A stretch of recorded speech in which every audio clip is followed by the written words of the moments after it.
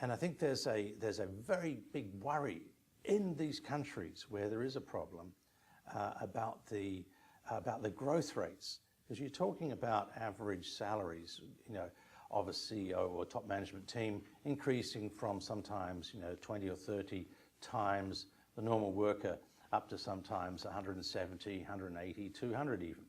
We've seen a massive blowout, and there is a worry that this is not yet under control.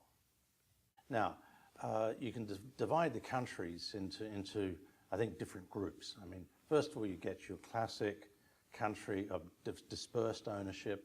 That's Australia, that's Britain, the United States. And there've been a significant problem with the rate of growth in executive remuneration over the last 10 years, 15 years. This is not a new thing. It's been with us for a while. And so there, it is the tendency has been to say, well, we should give shareholders full information and we should give them a vote, give them a right to not cancel remuneration contracts. That's very difficult, but to at least censor the board. Now, has that worked? There are a lot of questions about whether that it may not have worked well.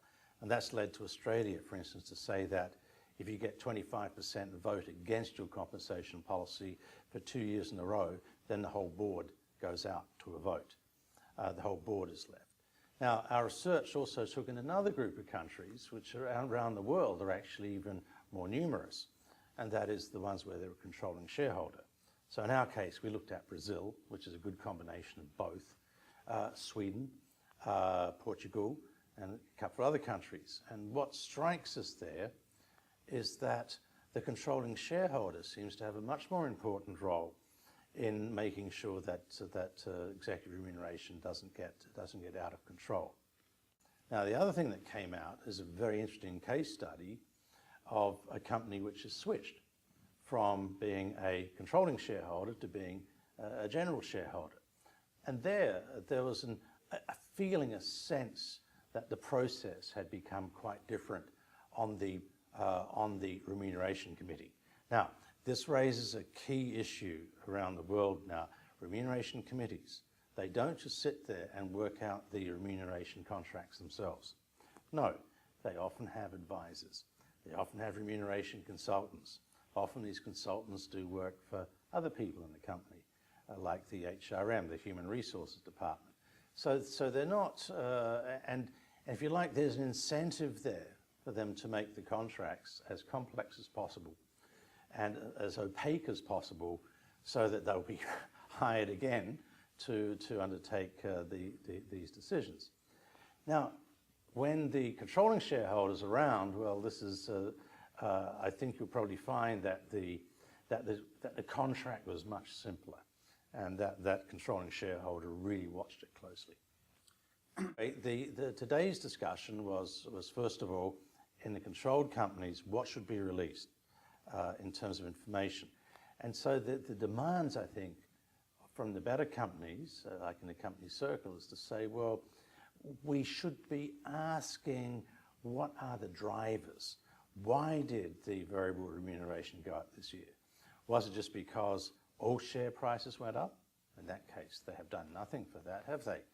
Or is it the case that they've carried out a substantial restructuring? In that case, there might be a reason for it.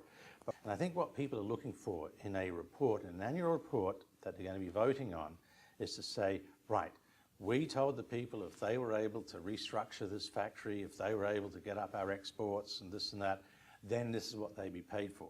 But often you don't get that type of explanation. You just get a general statement of, well, it's pay for performance, isn't it?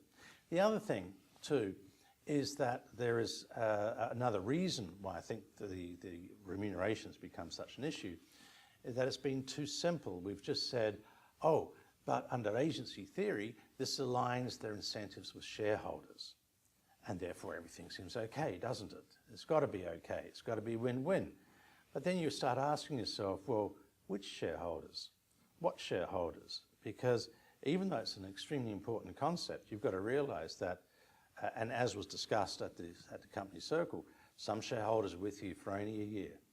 and others maybe 2 years, and even some you might regard as long-term, maybe 3 years.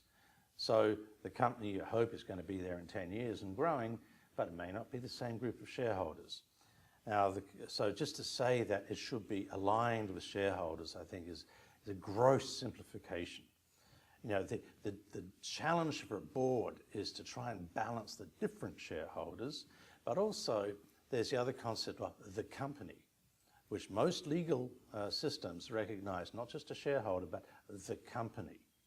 Now, this raises other questions, but certainly just to say that, that they were aligned with shareholders, therefore it's okay, I think has been a real problem and has led to, I think, a serious approach to this problem has been put back far too long.